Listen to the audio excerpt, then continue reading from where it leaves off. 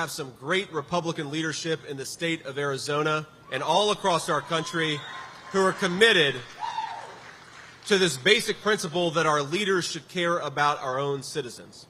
The presidential race runs right through the West. Republican vice presidential nominee J.D. Vance makes a stop in the Phoenix area tonight, and Vice President Harris firms up her plans to visit Arizona and Nevada next week. And let me just say, the American people deserve better. The American people deserve better. Both campaigns are increasingly focused on getting out the vote in some key battleground states here in the West. Good evening, everyone. Welcome to West Coast Wrap. I'm Alex Savage. Ohio Senator and Republican vice presidential nominee J.D. Vance is rallying a crowd of about 1,100 supporters in Glendale, Arizona tonight. Speaking at Arizona Christian University, Vance called Vice President Harris the U.S. border czar, saying the current administration is allowing millions of undocumented immigrants to come into the U.S. He claimed that Harris's border policies have led to human trafficking and thousands of fentanyl deaths. Kamala Harris was the most liberal senator in the entire United States Senate. She is a dangerous San Francisco liberal, and thanks to the people in this room, she is never going to be the president of the United States of America. Vance also called Harris's expected nomination by the Democratic Party a coup. People who turned out to the rally praised Trump's choice of VP. He is the epitome of the American dream. He really is. He's come from nothing to becoming vice president, and hopefully in 28, president. President Biden won Arizona by a slim margin in 2020. It was the second closest result after Georgia, and Republicans are hoping to bring it back into their column in November.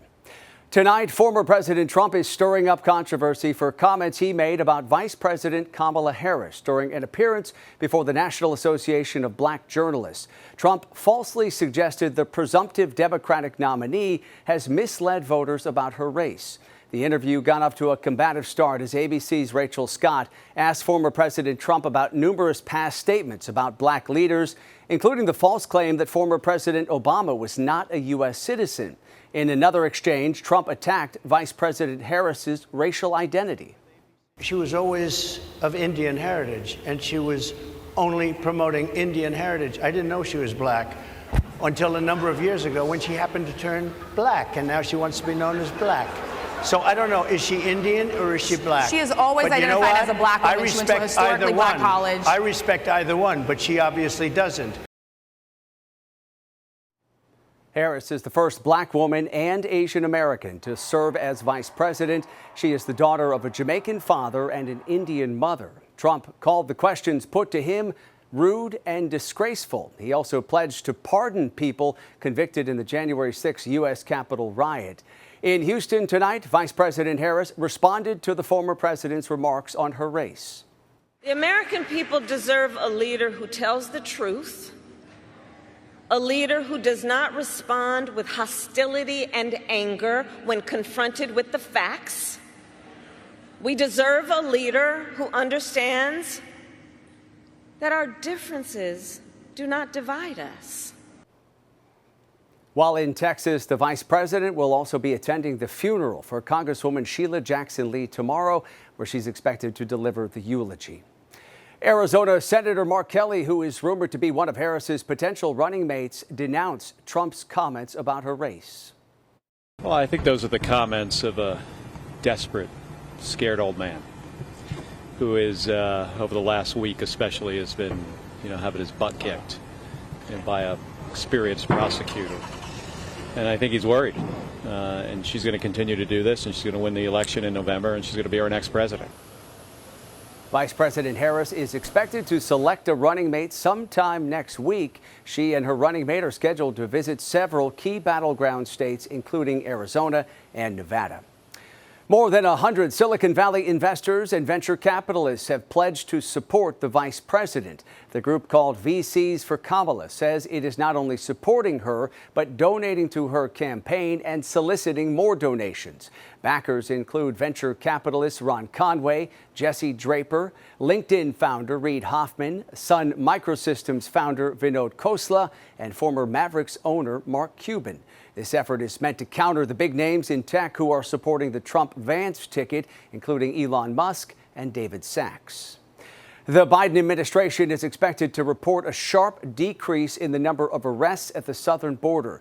Two Border Patrol sources tell the Associated Press the agency is due to announce it made roughly 57,000 arrests at the southern border in July. That's down from more than 83,000 in June. President Biden's temporary ban on asylum is credited for that decline. It would be a new monthly low for border arrests during his presidency.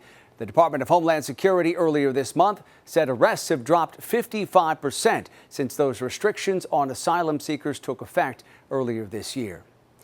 Arizona's former Republican governor is trying to quell concerns from within her own party about election integrity. Former Governor Jan Brewer held a roundtable event today on behalf of the group Arizonans for Secure Elections. She joined with other current and former elected officials who said there's no reason to not trust the results of the elections in Arizona. There are a series of checks and balances, she said, and everything is open to the public to observe. Poll workers are also regular people from each party, and they're all watching one another. If you lose an election, well, then you lose the election. You dust yourself off and you run again, and maybe you might win. If you win an election, you celebrate and you move on, because our election system is fair. Arizona Republican Senate candidate Kari Lake has called into question election integrity in the state and has claimed that the 2020 election was, quote, stolen, although she has failed to provide any concrete evidence backing up those claims. Election security is top of mind all across the West. In Washington, officials in King County highlighted the steps they're taking to ensure the election is secure, accessible, and accurate. The primary election in Washington is less than 1 week away. Election, as with all others, has this team conducting multiple audits of the system, and it will continue to conduct those audits to ensure accuracy at every step of the process. The Secretary of State's office in Washington is distributing $2 million across 29 different elections offices across the state to purchase more secure software, hire IT security personnel, and make other structural improvements. We turn now to the wildfires burning across the West, and firefighters have their hands full with those fires. In Colorado, 4 fires are now burning along the Front Range north of Denver. Authorities say one person was killed in one of those fires in the Rocky Mountain foothills. Their remains were discovered in one of 5 homes that burned near the city of Loveland. In total, nearly 100 large wildfires are burning across the West tonight, and that includes the Park Fire in Northern California near Chico, which has burned more than 391,000 acres, and it's 18% contained tonight.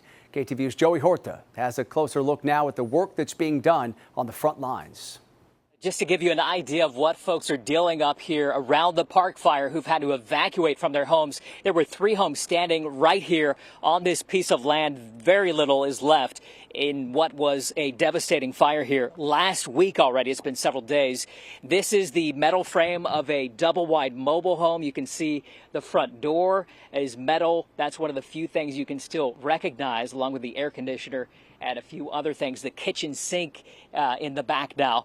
And the woods here gives you an idea of what's fueling this wildfire. So many dried trees out here.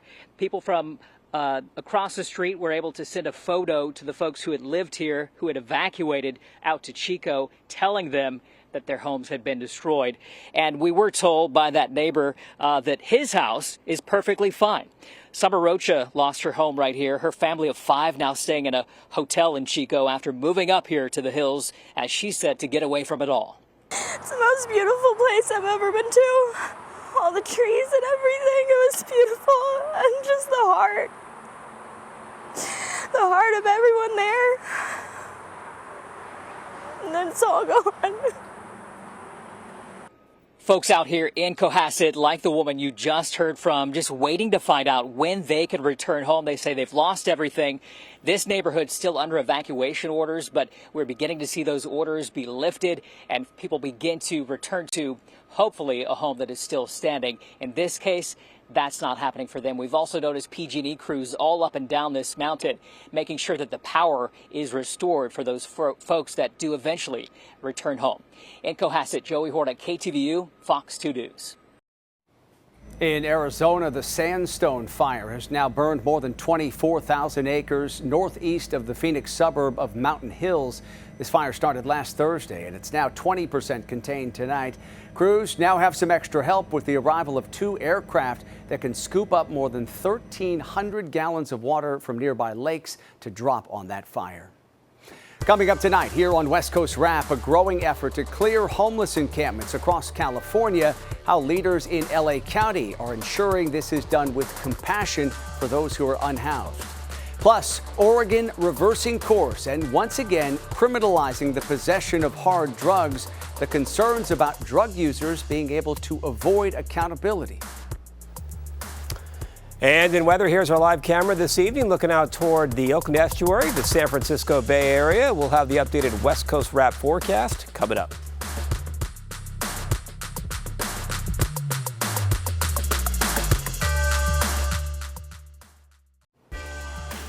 As more states try to navigate how to address homeless encampments on their streets, the Republican candidate for governor in Washington is endorsing California Governor Gavin Newsom's approach. Today, Republican Dave Reichert held a news conference in Federal Way near Seattle to endorse the plan by California's Democratic governor. Last week, Newsom issued an executive order directing California state agencies to address encampments on state property while also supporting and assisting the people living in them. Reichert says he's all for it and plans on implementing the same order if he's elected as Washington's next governor. This order is common sense, and I support it wholeheartedly. It protects the health and safety of the homeless and surrounding communities. Today I call on Governor Inslee to sign a similar order to get people the help they need, to get them off the streets and into services. Reichert's main Democratic opponent for governor, Bob Ferguson, says he also supports the Newsom executive order, but says he doesn't believe such an order would solve the problem alone.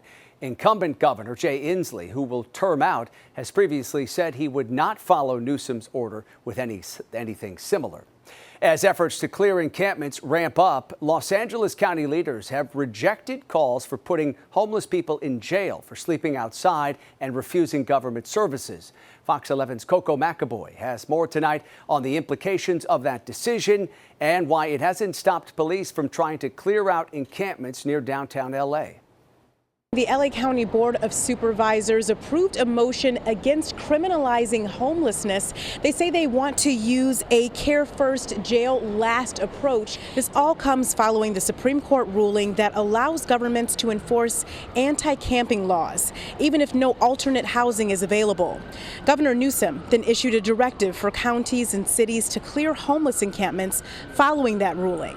But the Board of Supervisors say the approach should be humane, and they want to make sure county jails are not used to hold people arrested due to anti-camping ordinances. Officials insisted that programs like the county's Pathway Home and LA City's Inside Safe are helping. According to the board, more than 3,000 people have been moved into housing through 56 Inside Safe and 17 Pathway Home operations since January of 2023. And in 120 days, the board will talk again about the motion, so we will keep you updated. I'll send it back to you. Now we go to Portland, Oregon, where in just a month, Oregon laws will recriminalize the possession of hard drugs. People arrested will have a choice between serving time in jail or entering a treatment program. But there has been some criticism that drug users could simply go through the screening and then walk away from the deflection center without a treatment plan. During a news conference today, the Multnomah County chair said they're addressing those concerns. There has been criticism about not having a plan. But we are building a deflection system that includes mobile outreach, leverages peer support, and finally creates a drop-off center for law enforcement. The county has allocated $2 million for the development of that center. Vega Peterson and her team have until August 15th to develop a plan that answers the board's concerns. Boeing has announced a new CEO, and the new head of the company will once again be based in Washington state. Robert Kelly Ortberg, known for his leadership at Boeing supplier Rockwell Collins, will now step into the role of president and CEO starting August 8th. His mission is to get regulators on the company's side for ramping up production and to pull the company's defense, space, and security division out of its financial slump.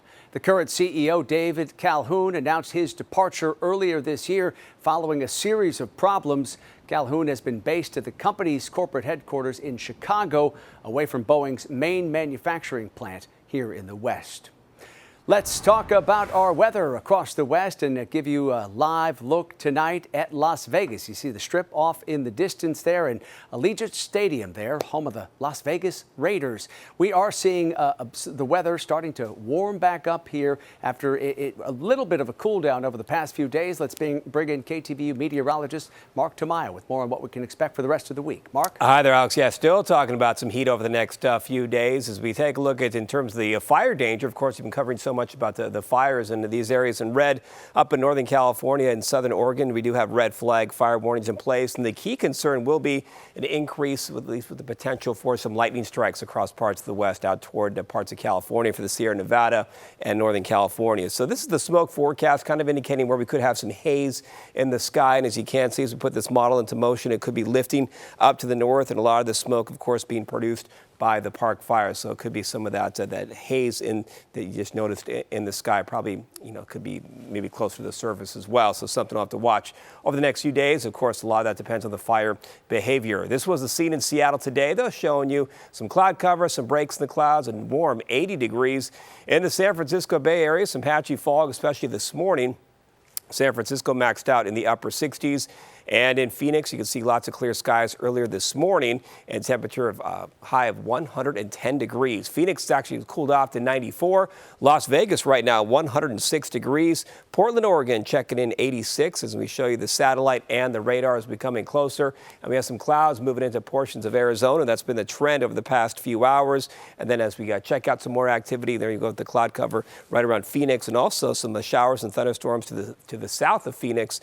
Here's the plan for tomorrow for your Thursday. Lots of sunshine in Seattle, a sun cloud mix for San Francisco. Temperatures mainly in the 60s. Could have some more smoke out toward Denver tomorrow. It's a hot day there. Temperatures in the 90s. And once again, more triple-digit heat out toward Phoenix and Los Angeles, back up into the 80s for tomorrow afternoon. Here is the forecast models. We did put this into motion into your Thursday, and it does bring in some cloud cover and maybe some shower chances for parts of Arizona, as you can see here. And then as we take this into your Friday, this is the pattern we're watching, that monsoonal flow that could bring in some more cloud cover for portions of California as we do head into Friday and possibly into Saturday. Take a look at the Thursday forecast coming up for you here in a few locations here up and down the West Coast. San Jose in the Bay Area in the mid-80s. Santa Clarita in Southern California close to 100 degrees. And Tucson in the upper 90s, close to 100 degrees. So here is the forecast. As you can see here, it's a warm pattern for Seattle, maybe a few extra clouds by Friday. San Francisco, the low clouds, and then some high clouds moving into the region throughout the day, and especially into Friday. And then you can see some more 90s out toward Denver, a smoky forecast there. And then Phoenix still dealing with some more cloud cover, maybe some shower chances for parts of Arizona, and temperatures on track to reach 106 to 113 degrees. Alex. All right, Mark, thank you. Environmentalists are speaking out against a solar project they say threatens the native desert tortoise population in the Southwest. The Rough Hat Clark County solar project would take up to 2,400 acres of land in the Mojave Desert, which is home to the federally protected desert tortoise. Local environmental groups estimate more than 100 tortoises would have to be moved for this project, and they're urging the Bureau of Land Management to halt it. They say the tortoise population has already seen a significant decline, and the tortoises likely would not survive the moving process. Every year, 1.8% of the population dies from development and, just droughts, and then these big solar projects coming, gobbling up their land. The Bureau is now reviewing a nomination that would designate the land as an area of critical environmental concern. If it's approved, the project will be canceled. Coming up tonight here on West Coast Wrap, Heated arguments in California's capital over fast food wages and working conditions. The showdown between labor and employers at the state's second ever meeting of its fast food council. Also, using Legos as the building blocks of larger lessons in school. How one summer school program is taking Legos to the next level.